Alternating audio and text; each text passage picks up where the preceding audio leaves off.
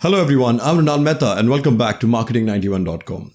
We provide management and marketing training to students and professionals worldwide through our courses, videos and community. This video is part of our comprehensive take on the gamut of human resource management.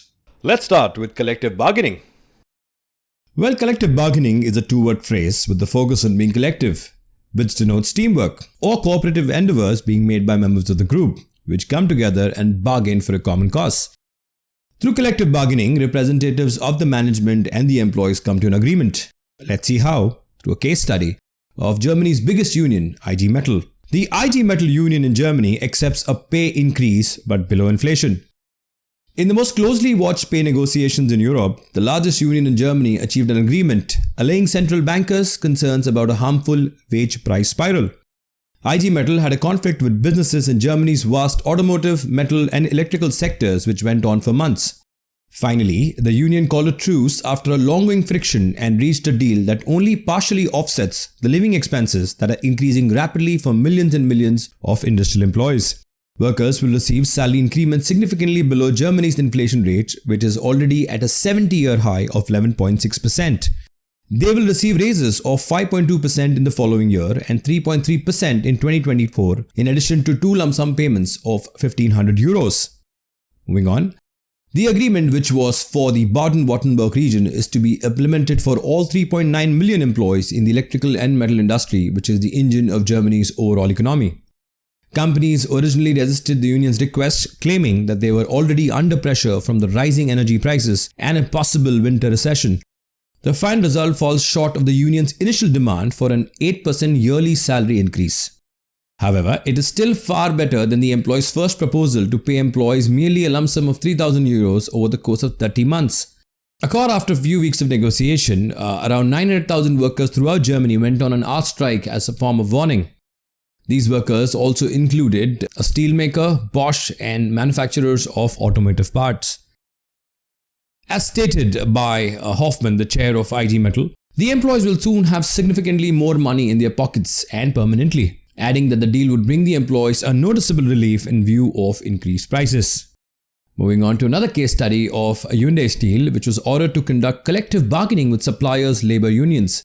According to Central Labor Relations Committee, major contractors, mostly conglomerates, ought to comply with the request for collective bargaining from labor unions of subcontractors. The CLRC determined that Hyundai Steel is required to participate in collective bargaining, so the company's failure to do so amounts to an unfair labor practice. In reaction to a plea for details on the state of collective bargaining made by a unit of labor union organized by non-regular employees of United Steel against the firm, this conclusion was made.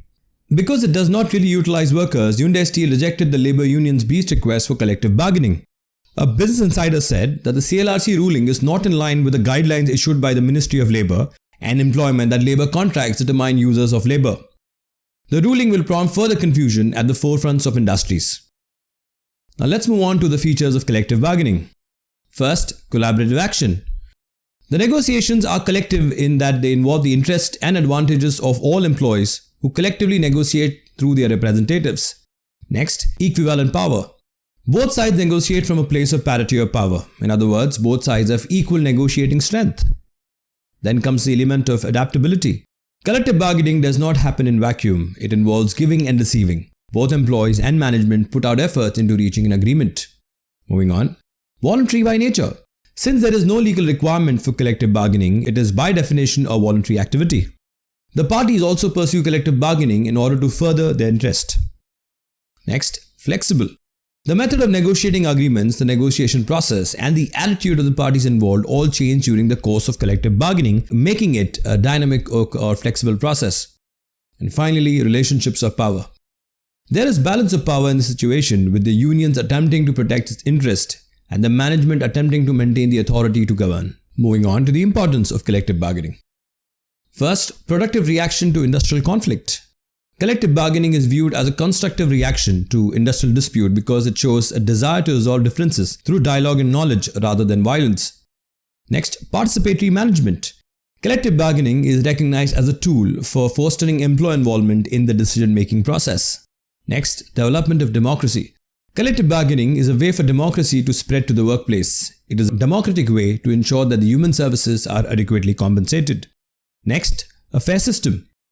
Due to the power balance it creates between employees and employers, collective bargaining is thought to be a fair system. Upholds industrial tranquility. The cornerstone of civil workplace relations and a wave of lasting peace is collective bargaining. It offers a venue for negotiations between administration and unions and can support slow change. Finally, self-administration. Collective bargaining demonstrates how industrial democracy is put into practice. A strong weapon that serves as a check on unilateralism and arbitrary behavior is made available to the workers. Next, and finally, let's look at a case study of Volkswagen. Volkswagen concludes pay negotiations. Volkswagen adopts 24-month collective agreements for higher security. Employees stand to receive a wage increase in 2 stages, that is 5.2% in June 2023 and 3.3% ending in May 2024. A payment of €2,000 as an inflation remuneration premium in Feb 2023 and a €1,000 premium in January 2024 being given to them. Additionally, by means of its new Volkswagen's Master Scholarship Program, Volkswagen hopes to foster loyalty towards the firm amongst young talent who possess essential future skills ever since an early age.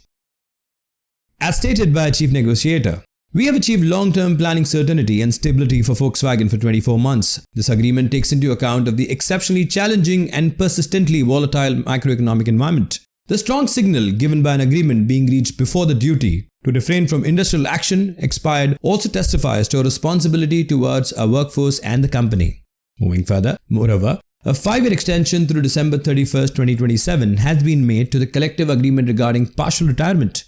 Additionally, it was agreed by Volkswagen and IG Metall Union, one of the biggest in Germany, that all workers would be eligible to transition their collectively agreed upon overtime payment into paid vacation days of up to 6 working days annually. Around 125,000 employees of Volkswagen are covered under this collective bargaining engagement, including those at Volkswagen Immobilien, Volkswagen Financial Services and EX1. It also covers employees that work at the company's plants in Emden, Volkswagen, Hannover, Braunschweig, Sulzer and Kassel. So that's it folks, this brings an end to the topic on collective bargaining. These are the list of sources and links referred to for our content in the video. Thank you and stay tuned for more videos.